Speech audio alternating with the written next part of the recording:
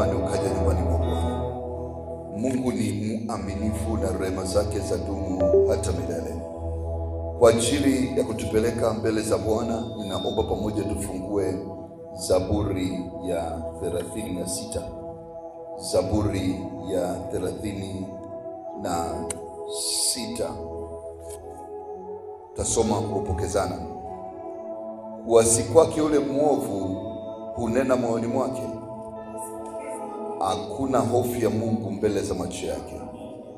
Kwa maana hujipendekeza machoni pake, kwa upotovu wake hautaonekana na kuchukiwa.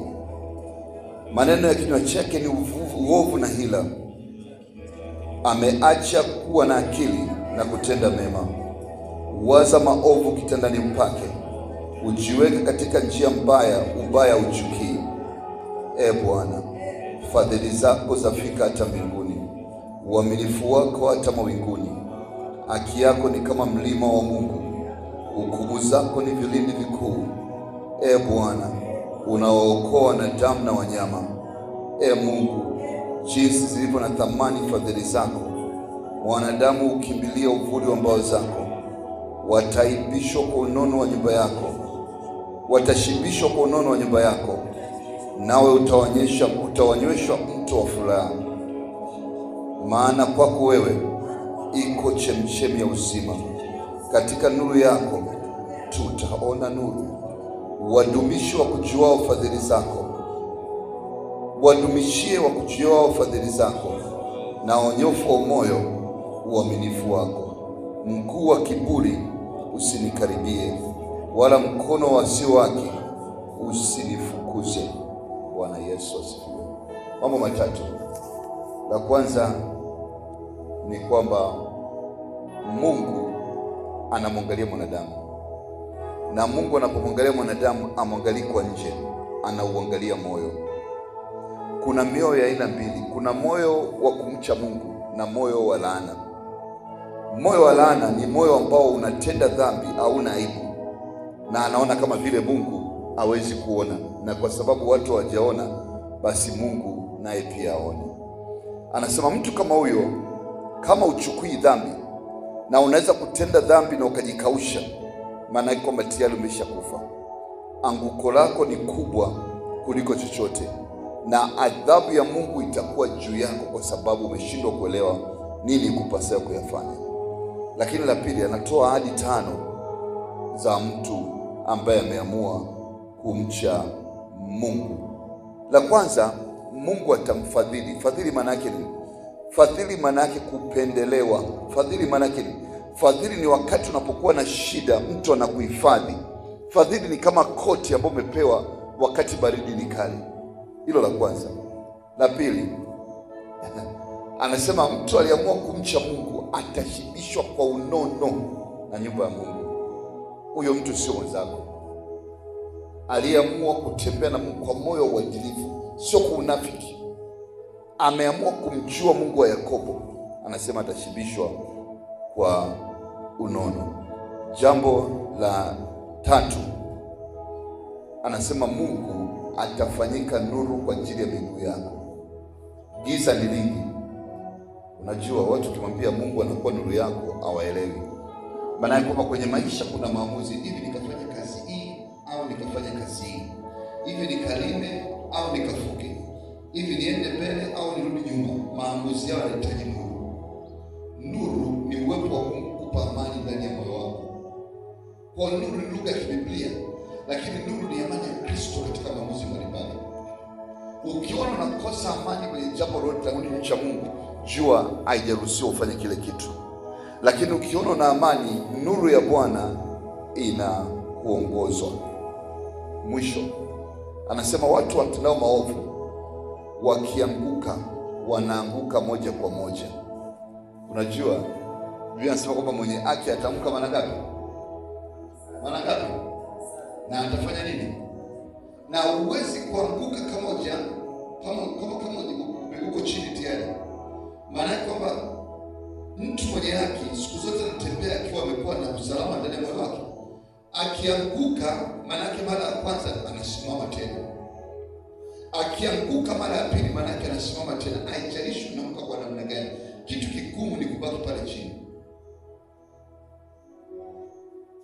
usijali aliyopita, hayamsaidii mtu, lakini angalia Mungu ameweka nini mbele yako. Lakini anasema wasio wake wakianguka ni moja kwa moja wanasema mazima. Bwana Yesu asifiwe. Kwa sababu ya ahadi za Mungu na rehema nyingi za Mungu juu ya maisha yetu, ninaomba uinue sauti yako, nenda kwa Bwana, mshukuru asubuhi leo kwa ajili ya wema wake na rehema zake na matendo makuu juu ya maisha yako. Inua sauti yako, mwabudu Bwana asubuhi leo. Baba, tunakushukuru tena siku nyingine leo ambayo umetupa kibali kuwemo nyumbani mwako. Asante kwa ajili ya usiku wote wa jana. Asante kwa ajili ya Roho Mtakatifu. Asante kwa ajili ya ulinzi. Damu ya Yesu iliyotufunika na kutumulikia nuru. Na hata Bwana umetupa kibali cha kuwemo nyumbani mwako mapema hii. Tunakutukuza, tunakuabudu. Wewe ni Bwana, unastahili sifa za mioyo yetu, unastahili heshima na shukrani. Hakuna Mungu mwingine awezaye kulinganishwa na wewe. Matendo yako Bwana ni makuu sana, hayawezi kuelezewa, kwa sababu fadhili zako zadumu kutoka kizazi hata kizazi. Na Baba, kwa ajili ya watoto wako umeyatoa maisha yetu, umetoa maisha yako kwa ajili ya nafsi zetu. Tunalibariki jina lako sahihi ulipotukusanya kwa ajili ya ibada. Tunaomba moto wa Roho Mtakatifu kaanze nasi ibada hii. Bwana, nena katikati yetu. Baba, tusaidie katika jina la Yesu. Amen. Tuimbe pamoja wimbo namba 114. Bwana Mungu, nashangaa kabisa. Nashangaa kabisa nikitazama kama vilivyo nyota, nuru, vitu vingi vyote viumbwavyo kwa uwezo wako. Roho yangu na ikuimbie jinsi wewe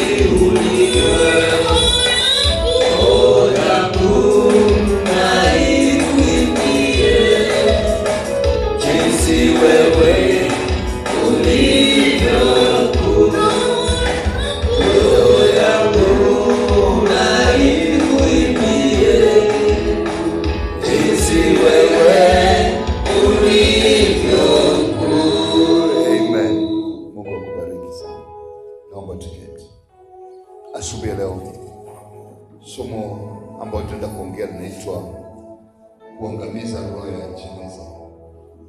Kuangamiza roho ya jeneza. Wote tumeshakuwa watu wazima, na kwa mara moja nyingine tumepita sehemu ambapo watu wamekufa.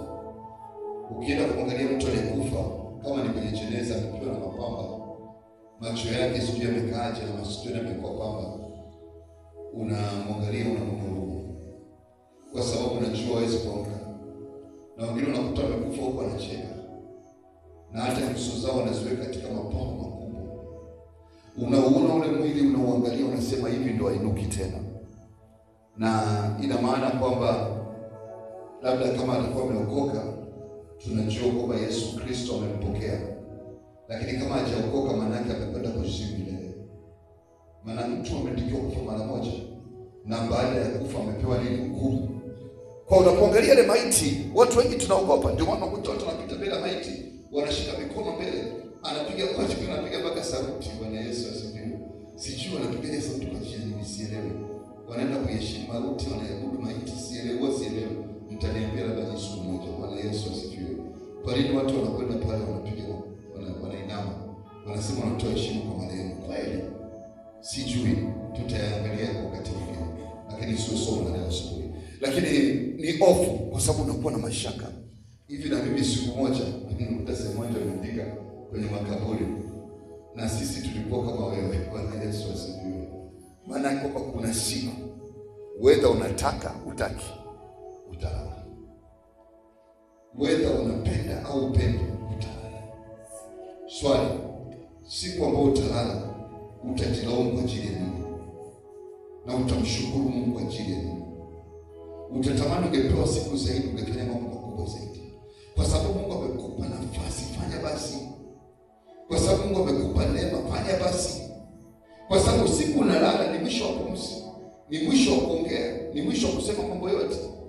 Hakuna mdomo tena wakati huo, wala masikio hakuna, wala miguu ukasema unaenda kanisani hakuna.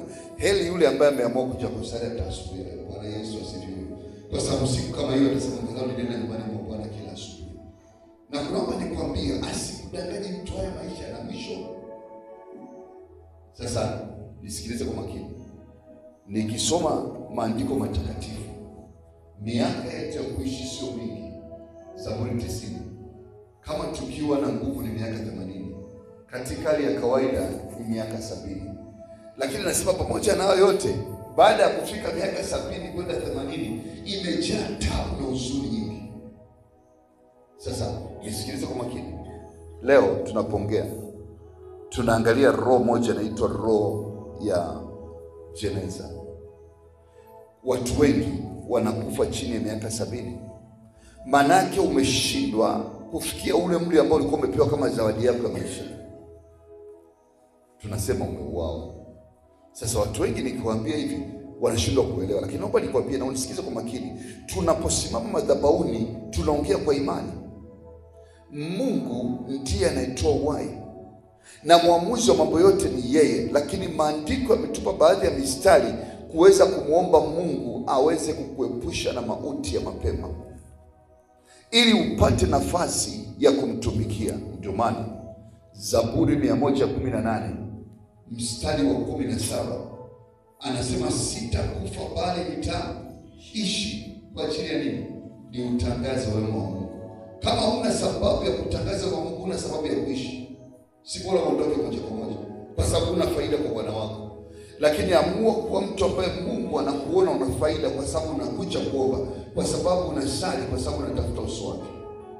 Lakini na habari njema ya pili kwako. Kabla Yesu Kristo ajaja, roho ya mauti ilikuwa na nguvu mno, na ilikuwa kila mtu anayeogopa kupita kiasi. Lakini kitabu cha Wakorintho wa kwanza sura ya 15 mstari wa 55 inatuelezea mamlaka ambayo Yesu ameiweka kinyume cha mauti. Hebu tusome Wakorintho wa kwanza sura ya 15 mstari wa 55. Nasema, kuwapi mauti kushinda kwako? Uwapi ewe mauti uchungu wako? Uchungu wa mauti ni dhambi, na nguvu ya dhambi ni torati.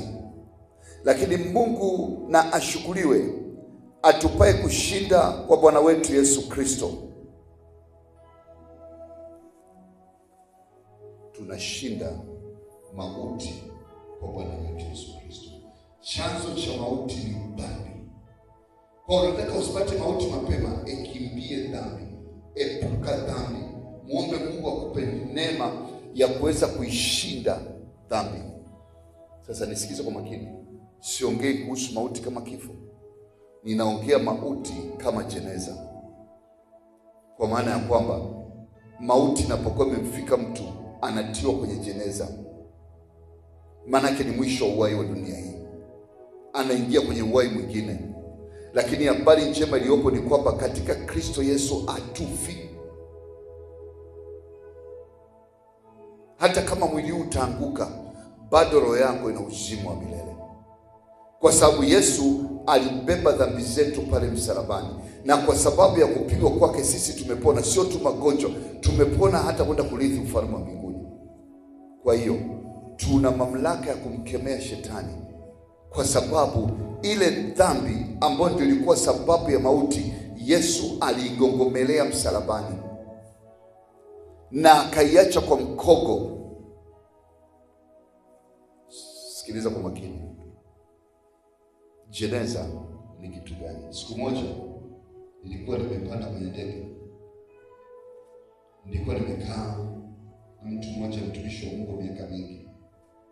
Yeye alikuwa ni juu, mimi namjua. Kwa nilipokuwa nimekaa pale, ni kama kukaa kimya, sikumwambia chochote. Walipokuwa napitisha vinywaji, yeye akaagiza wine. Najua ni mtu ameokoka. Baadaye akaagiza tena wine. Tulipofika katikati ya safari, akawa ameshaanza kuchangamka. Unajua kuchangamka? Bwana Yesu asifiwe. Nikajiuliza maswali. Alafu akaanza kuimba wimbo kuliko kuuma ndani ya moyo. Ametenda mema huyu Yesu. Nikamwambia, mtumishi mwokoke, hii pombe mkani msiniambia habari za wokovu, acha hizo. Mimi nishaokoka sana. Sihitaji tena kuokoka. Nikamwambia, mtokee nini? Akaanza kulia, mtu mzima. Akaniambia, ndipo nimeokoka. Lakini nilifanya kitu cha ajabu sana na mtu ambaye alikuwa ameokoka mwingine. Akafanya mambo ya aibu kwa mke wangu. Kwa nikasema sasa mambo ya utumishi na yote basi. Kwa nimekata tamaa. Mmoja ya jeneza la maisha haya ambao unatakiwa kuwa makini nao sana ni kitu kinaitwa kukata tamaa. Siku umekata tamaa na Mungu, kifo kinakusogelea karibu sana.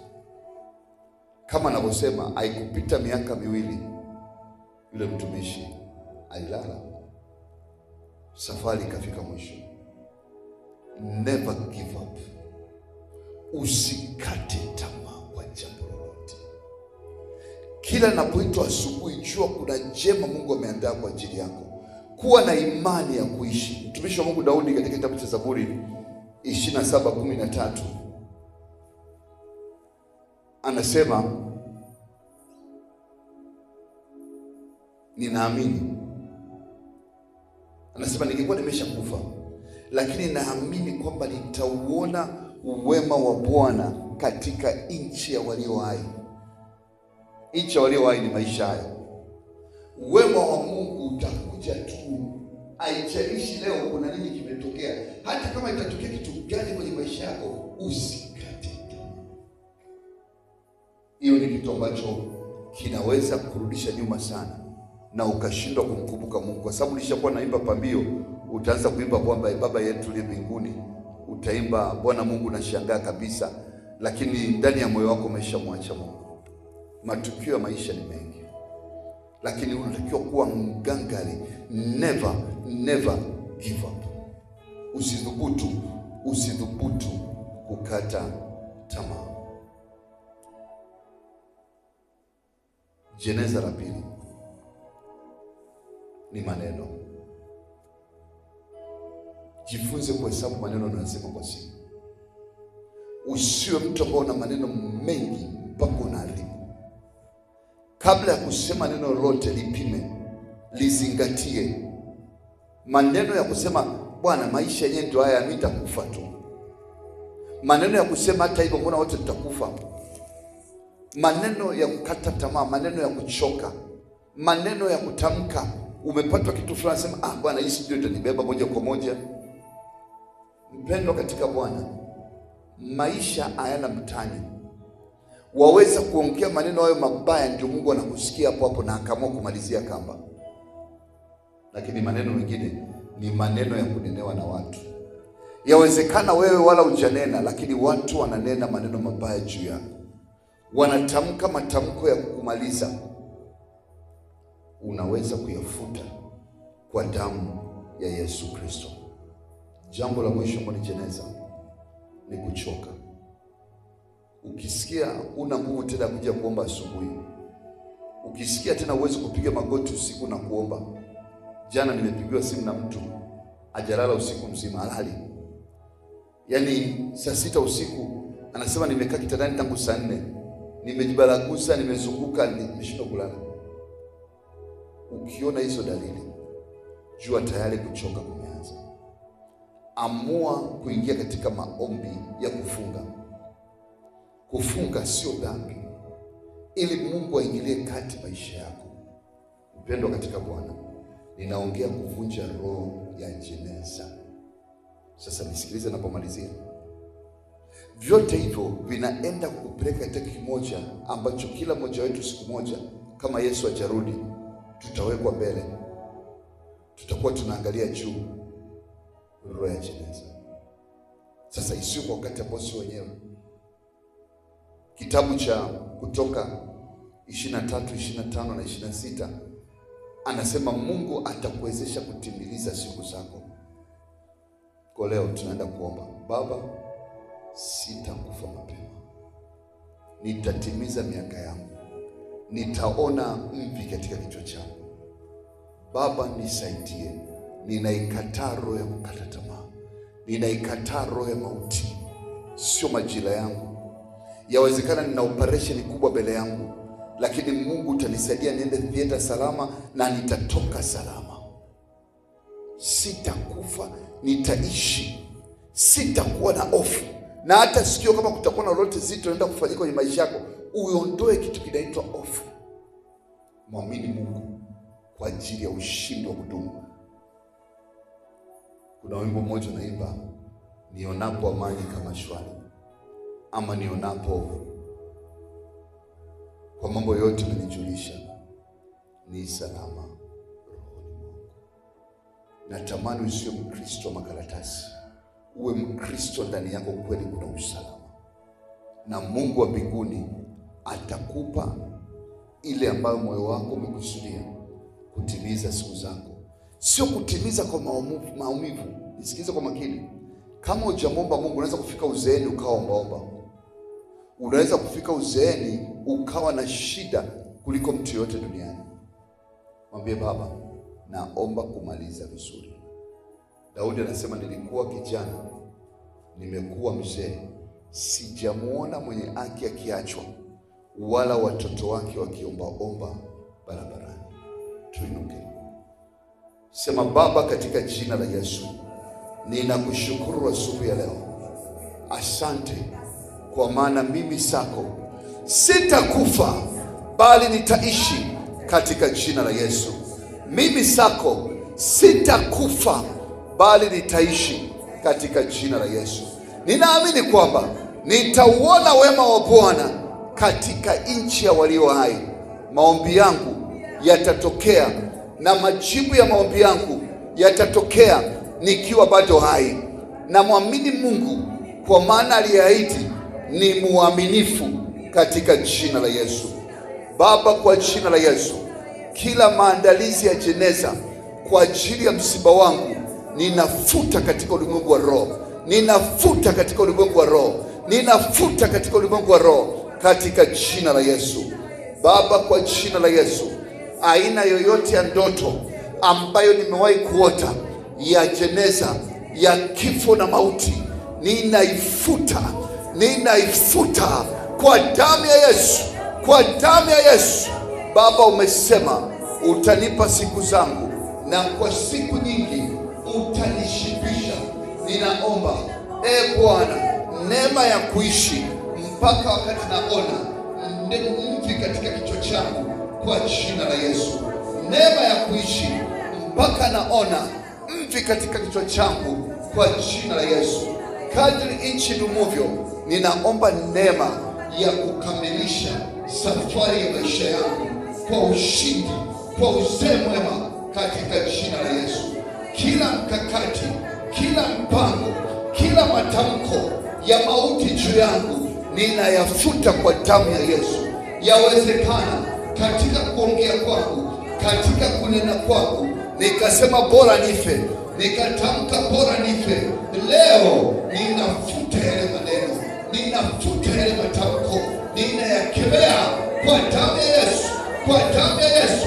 Sitakufa, nitaishi katika jina la Yesu. Na kama nchi idumupo, Baba, ninaomba kumaliza maisha yangu kwa uzee mwema. Ninakataa kuomba wakati nguvu zangu zimeisha. Baba, nipe hekima ya kujua namna ya kuhesabu siku zangu, ili Bwana nikamalize kwa ushindi katika jina la Yesu. Ili Bwana nikamalize kwa ushindi katika jina la Yesu. Baba, naomba Bwana, kama kuna maarifa, kama kuna elimu natakiwa niipate ili nifanikiwe katika maisha yangu, Bwana, fungua mlango, fungua njia katika jina la Yesu. Baba, ninaomba neema kwa ajili ya maarifa mapya ya kiroho, ya kiuchumi na ya kifedha katika jina la Yesu. Bwana, tengeneza upya ndani yangu, tengeneza upya ndani yangu, tengeneza upya ndani yangu, tengeneza upya ndani yangu katika jina la Yesu. Baba, ninaomba utukufu wako ukarejeshe tena chochote kilichokufa katika maisha yangu katika jina la Yesu. Kama kuna kifo cha huduma, ninarejesha kwa moto.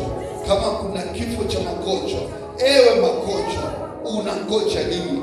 Kufa wewe katika jina la Yesu. Baba, wale waliochimba shimo ili mimi nitumbukie, leo ninaomba watumbukie wao katika jina la Yesu. Waliotengeneza jeneza katika ulimwengu wa roho ili nitiwe humo, watiwe wao katika jina la Yesu. Bali naomba mtumishi wako, nikiinua mikono yangu juu, ninakiri Bwana, sawa sitakufa, nitaishi niuone wema wako, niuone wema wako katika nchi ya walio hai kwa jina la Yesu. Inua sauti yako, ongea na Mungu wako, mwambie Baba, nimalize salama. Ninaomba neema katika jina la Yesu. Ikaraboshe korienda rabase, remeza korienda rabashika rabusa, roga bokarienda rabashe kireba, remaziunda robosha korienda raba, makorenda rebasiunda robo. Baba, sawa na neno lako, ninaomba neema ya kutimiza siku za maisha yetu. Naomba kibali kwa kanisa, wale wote walioamua kutembea na wewe, walioamua kuamini katika Kristo Yesu. Bwana, weka neema ya kutimiliza siku zao. Roho ya kufa kabla ya wakati ninakukemea. Achia kanisa la Mungu, achia watoto wa Mungu, achia utumaini katika jina la Yesu. Baba, neema ya kumaliza safari ya maisha ninaomba kwa kila mmoja, ili Bwana akaende katika siku nyingi na ukawashibishe neno la nchi katika jina la Yesu, katika jina la Yesu. Amen. Muombe Mungu kwa ajili ya chochote ambacho kimekufa kwenye maisha yako. Yawezekana ulikuwa na kipawa kizuri cha kuimba, leo hakipo. Mwambie Baba, naomba urejeshe. Yawezekana ulikuwa na uwezo mzuri wa kufanya kitu fulani, leo unashangaa akili hazifanyi kazi vizuri. Jua vimekufa. Kufa sio ni mara mwisho ile unapolala. Vinaweza kuwa vimezikwa siku nyingi vipawa vyako. Mwambie Baba, narejesha kwa moto. Lakini omba kwa ajili ya kanisa, pia omba kwa amani ya Tanzania. Baba, katika jina la Yesu, kipawa chochote ndani yako ambacho Bwana ulikiweka lakini adui amekiba, leo ninakirejesha kwa moto katika jina la Yesu. Ewe kipawa changu, kokote kwenye maisha yangu katika jina la Yesu. Tunaiombea amani ya Tanzania. Baba, tunaomba neema ukaitumishe roho ya mauti ambayo imekusudia kubeba nafsi za watu ili wafe kabla ya wakati. Tunaikemea hiyo roho, tunaifuta hiyo roho katika jina la Yesu. Vita yoyote ambayo imekusudiwa, Bwana, ukaiondoe vita hiyo. Tunaomba neema ya kumaliza salama, tunaomba neema ya kumaliza salama katika jina la Yesu, katika jina la Yesu. Baba, katika jina la Yesu tunaliombea kanisa. Tunaomba Bwana, epusha mauti katika kanisa, ukawasaidia watoto wako kama ambavyo umekuwa mwaminifu toka umeanza huduma hii. Asiwepo hata mmoja akaweza kulala kabla muda wake. Wape neema ya kuwa na uzima na afya njema, wape neema ya uzima na neema, waepushe na mabaya, wape kibali cha maisha marefu katika jina la Yesu, amen. Sema, Baba, kwa jina la Yesu, aina yoyote ya ajali ambayo imekusudia kuchukua uhai wangu au kunipa ulemavu, leo katika ulimwengu wa roho ninaifuta kwa damu ya Yesu. Aina yoyote ya operation ambayo imekusudia kuondoka na uhai wangu, leo ninaifuta kwa damu ya Yesu. Baba, ninayachovya maisha yangu katika damu ya thamani ya Yesu Kristo. Natangaza amani kwa damu ya Yesu, amani kwa damu ya Yesu. Sako ataishi hata kufa na kuona wema wa Bwana katika nchi ya walio hai kwa jina la Yesu, amen. Mungu akubariki. Kama ungejua ulichokitengeneza, ungemshukuru Mungu. Biblia nasema ipatikanapo nafasi wataua waombe. Mafuriko mengi yanapokuja hata wapata wao. Umeepusha mambo mengi. Sasa kathamanishe maisha yako. Jua umepewa neema tu. Tuombe sana. Baba yetu uliye mbinguni, jina lako litukuzwe, ufalme wako uje, utakalo lifanyike hapa duniani kama huko mbinguni.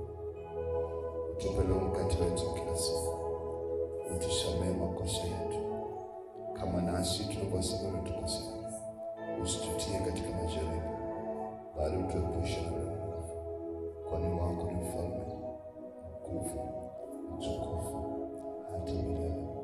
Amen. Neema Bwana wetu Yesu Kristo na upendo wa Mungu Baba na ushirika mtamu wa Roho Mtakatifu uwe na sote sasa na hata milele. Amen. Hakika wema na fadhili za Bwana zitanifuata mimi siku zote za maisha yangu, nami nitakaa nyumbani mwa Bwana milele na milele. Amen. Mungu wa mbinguni akubariki sana. Nikutakie siku njema na siku ya ushindi katika jina la Yesu.